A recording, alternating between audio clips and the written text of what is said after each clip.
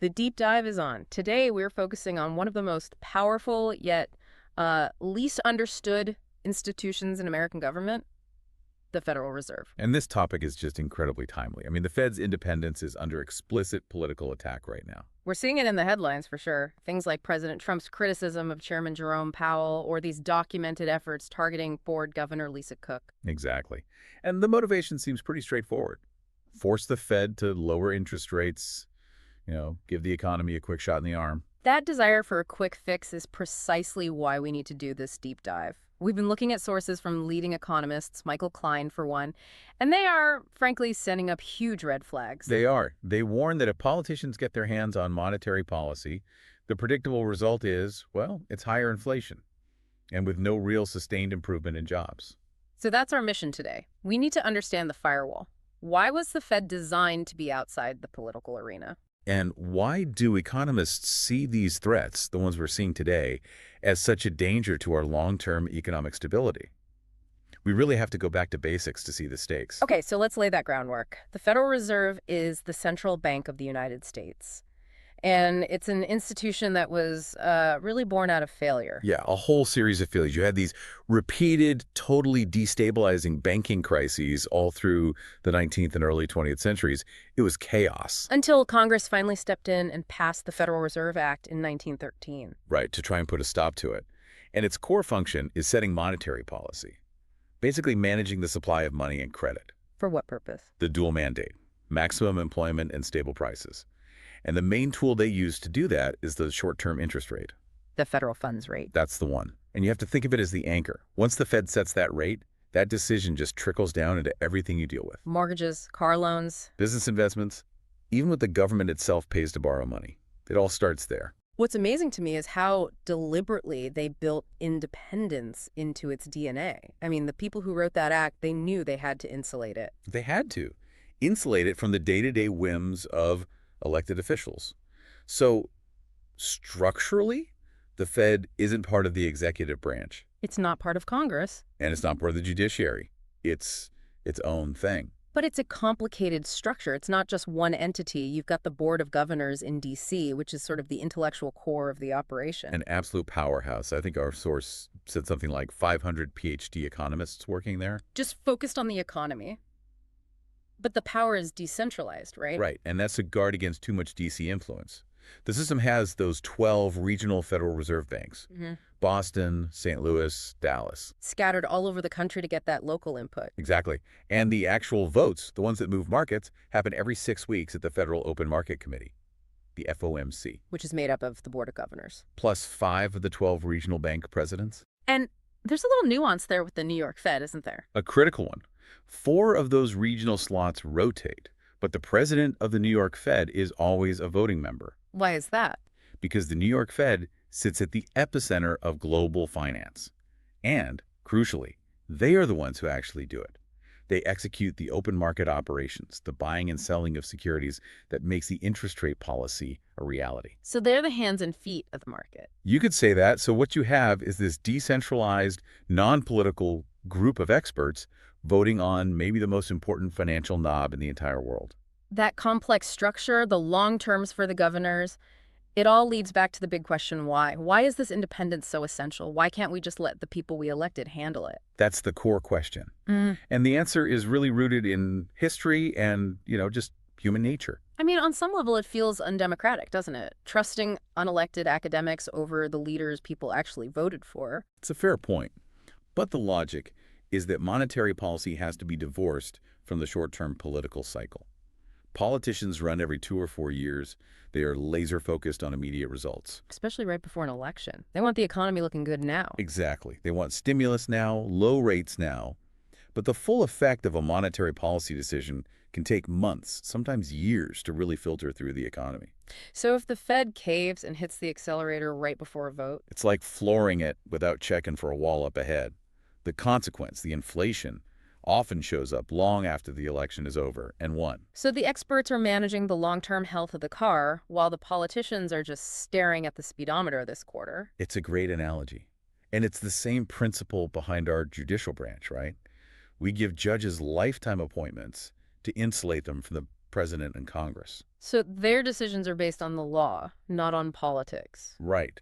And monetary policy decisions are supposed to be based on economic law, that dual mandate of stable prices and max employment, not on what's politically convenient. And this isn't just a theory. The data actually backs this up globally. Oh, absolutely. When economists looked at countries all over the world, they found this really clear pattern.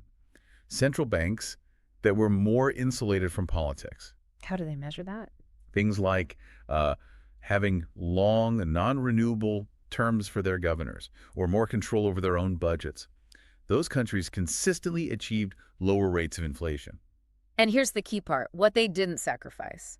The data showed these countries did not have worse unemployment rates. It's a win-win. You get price stability without giving up jobs, but only if you maintain that discipline. So the moment the market thinks the Fed is just a political pawn, things go south. Immediately, the market prices in higher risk, which means higher inflation. It destabilizes the whole system. And this idea that political pressure is so corrosive, I mean, it's not an abstract risk. It has happened here. We have clear historical precedents. We do.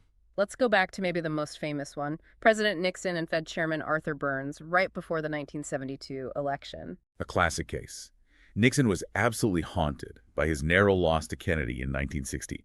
He blamed it entirely on an economic slowdown that year. So in 72, he was determined not to let history repeat itself. He leaned on Burns relentlessly. The records show it. He wanted easy money, low rates, anything to get the economy humming for the election. And Burns, He complied. he did. The Fed eased policy. And politically, it worked in the short term. Nixon won in a landslide. But it came at a devastating long-term cost. The inflation of the 1970s. That pressure campaign helped plant the seeds for the crippling inflation that defined that whole decade. It was the perfect example of a short-term fix creating a long-term disaster. Which brings us to the counterexample, right? The person who had to clean up the mess, Paul Volcker. Volcker's task, when he came in around 1979, was to break that cycle. He knew that to restore the Fed's credibility, he had to take drastic, really painful action. He jacked up interest rates to levels that seem unbelievable today. They were extraordinarily unpopular. Think about 20% prime rates. The political backlash was enormous. I can't even imagine. Farmers blockaded the Fed building with their tractors. Members of Congress were demanding he be fired, but Volcker stood firm. Because he was insulated enough to take the heat. And it worked. Those deeply unpopular decisions, they succeeded. They broke the back of 1970s inflation. That era really cemented the lesson for the whole world. That independence works. It was a global turning point. The Volcker experience, plus new economic theory, it spurred a wave of legislation everywhere. Since the early 80s, central banks in developed nations were intentionally made more independent. And that shift is credited with what? The Great Moderation. A period of much lower inflation and greater economic stability worldwide. That independence gave central banks the freedom to make the tough calls, rather than just financing government debt or caving to political whims. And that desire for low rates is maybe even stronger today, especially with the size of the national debt. You hear the argument that lower rates would save the government a fortune in interest payments. And that's the link. That's what creates the ultimate danger. When you tie monetary policy directly to fiscal policy. Let's unpack that. So, when the government runs a deficit, it spends more than it gets from taxes. What happens? To cover that gap, the Treasury has to borrow. It sells bonds. That's normal. The critical line is crossed when the central bank, the Fed, starts buying those bonds with new money. Money that it just creates out of thin air. Essentially, yes. The government starts paying its bills with newly created money. That is, monetizing the deficit. And the result is? Inflation. It's inevitable. You're increasing the money supply without any increase in actual goods or services. It's like pouring water into a bucket that's already full. And to stop that, countries need what you called a firewall. That's the key concept. A firewall between the Treasury, who spends the money, and the central bank, who controls the money supply. If the executive branch controls the central bank, that firewall just crumbles. And the incentive structure gets completely warped. Of course. A politician in charge of both has a huge incentive to just print money to cover spending, rather than make the painful choice to raise taxes or cut programs. It's the easy way out. It is. But that easy way out results in inflation, which our sources call itself a kind of tax. And think about why. When the government prints money, the money already in your pocket instantly buys less. It's a silent tax on your savings. A tax without a vote. And it hits people on fixed incomes, savers, the hardest. The independence of the central bank is designed specifically to prevent that hidden tax from ever being used. And to see what happens when that firewall breaks, we don't even have to look that far back in history. There are contemporary examples. Oh, absolutely. Look at Turkey under President Erdogan. It's a sharp, painful lesson He had this unconventional theory. that high interest rates cause inflation, not cure it.